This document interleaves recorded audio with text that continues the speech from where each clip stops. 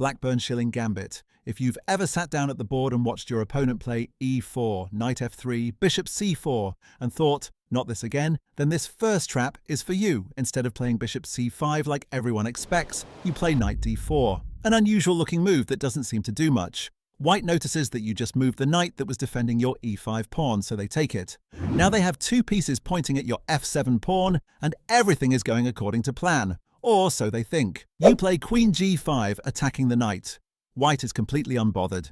They go ahead and play knight takes f7, executing their plan, forking your queen and your rook. You take the g2 pawn with your queen in response. The rook moves away to f1, and now you play queen takes e4, check. White can't block with the queen because the knight would just take it. So they play bishop e2, blocking the check. They think they made it out, and the crisis is over. Except there's mate in 1 on the board. That night you move to d4 on move 4. The one that looked like it did absolutely nothing swings over to f3 and delivers checkmate. White's king is completely enclosed by its own pieces with nowhere to go. That was quick, but the rest of the traps on today's list are even crazier. Fritz Variation. It starts with e4, e5, knight f3, knight c6, bishop c4, knight f6, knight g5. White is going for the fried liver, which I covered in part 1. You play d5, pushing back in the center. White takes the pawn, and now, instead of playing knight f5 and entering a long theoretical battle, you play knight d4. Sound familiar? Same knight, same square, same idea. A move that looks quiet but has a lot more going on underneath. White thinks they've spotted something. They play d6, opening up their light-squared bishop and threatening to win your queen. You take with the queen, and now comes knight takes f7. White is going for the rook, assuming your queen has to move away. You play queen c6, hitting the bishop. White takes the rook on h8, happy to be up material and assuming you will just capture the bishop. But taking the bishop was never the point of queen c6. Your queen swings all the way over to g2, taking the pawn and threatening the rook on h1. If white moves the rook, the same knight f3 checkmate idea from the last trap kicks in and the game is over. White tries bishop d5, just giving up the bishop to desperately hold things together. You take it, white castles, buying a little time. But after knight f3 check, it's only a matter of moves before white's position collapses completely. But if you want an even more brutal way of dealing with the fried liver, this next one might be for you. Traxler Counterattack. After white plays knight g5 going for the fried liver, you pretend like you don't care at all and play bishop c5.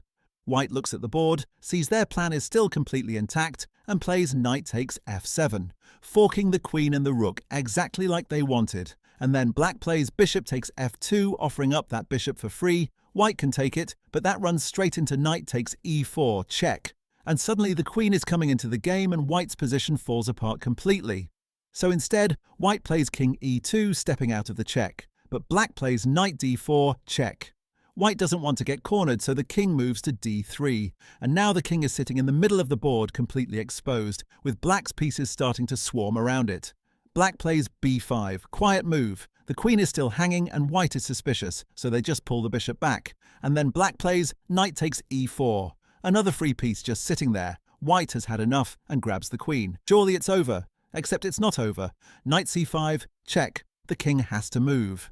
Knight e2, check. Another knight just dropped into the fire. White takes it, obviously. But the whole point of that knight sacrifice was to clear the square. The bishop on f2 has been sitting there quietly this entire time, completely forgotten, and now it has a clear path straight to the king. King to b4. Check with a5. King takes b5. Bishop a6, check. King takes a5. Black has now sacrificed a bishop, 2 knights, and let white take the queen. By every normal measure, this position should be a complete disaster for black.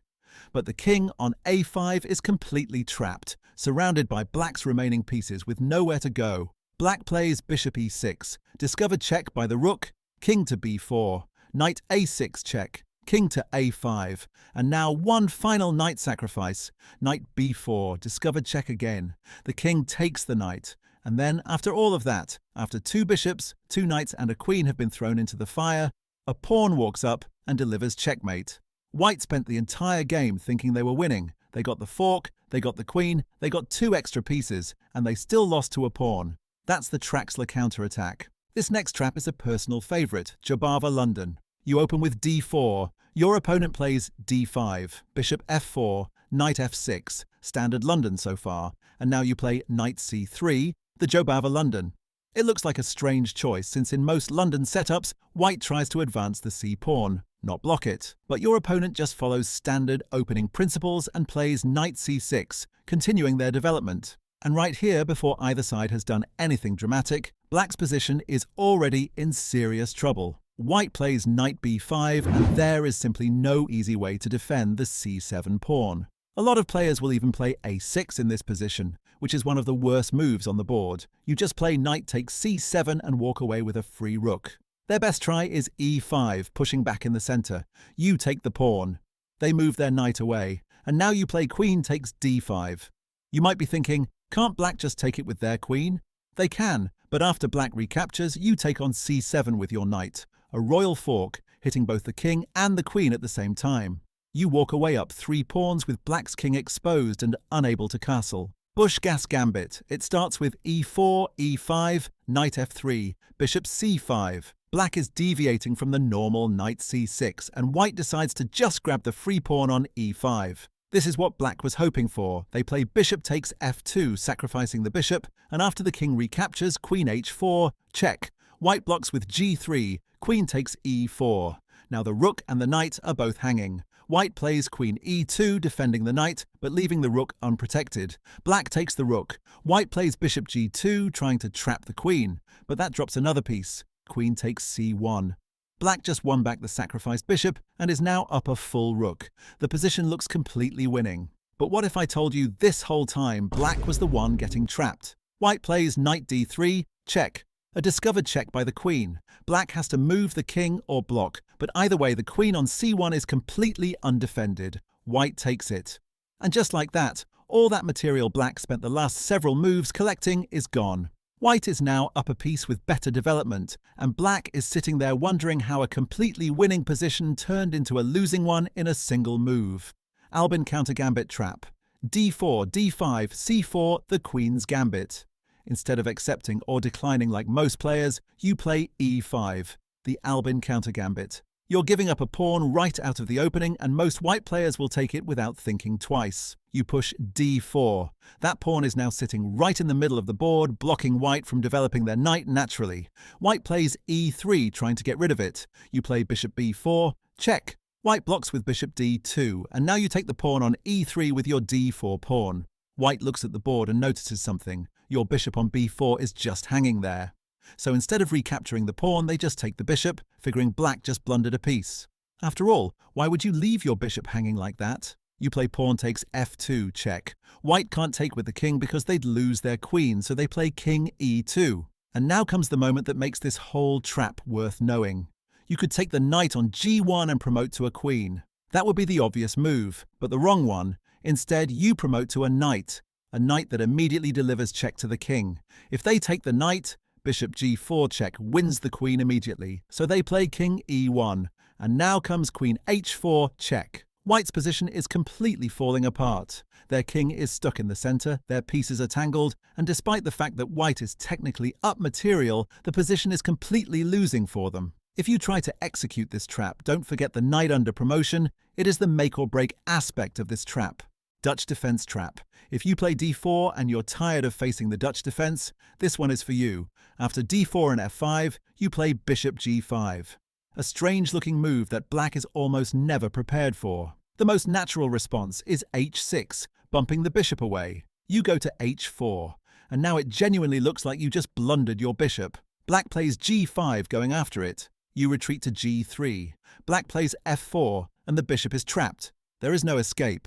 White plays e3, a last-ditch attempt to open a path before it's too late, but black happily grabs the bishop before it can run. So what was the point of blundering a bishop this early on? Well, there is a mate in one on the board. Queen h5 is checkmate. Black was so focused on chasing down the free bishop that they never noticed the queen sliding in for the kill. Caro-Kaan Trap. This last one is short, brutal, and works especially well in fast time controls where your opponent is moving on instinct. e4, c6, knight c3, d5, knight f3. White is playing the two knights variation of the Caro-Kaan. Black takes on e4, white recaptures, and black plays knight d7, a completely standard developing move, exactly what every Caro-Kaan guide tells you to do. White plays queen e2, which looks a little awkward since it blocks the light-squared bishop. Black plays knight f6, following all the principles they learned. Develop your pieces and control the center early, and that natural, principled move is exactly what ends the game. You play knight d6. Black tries to take the knight with their e-pawn, but they can't. It's checkmate.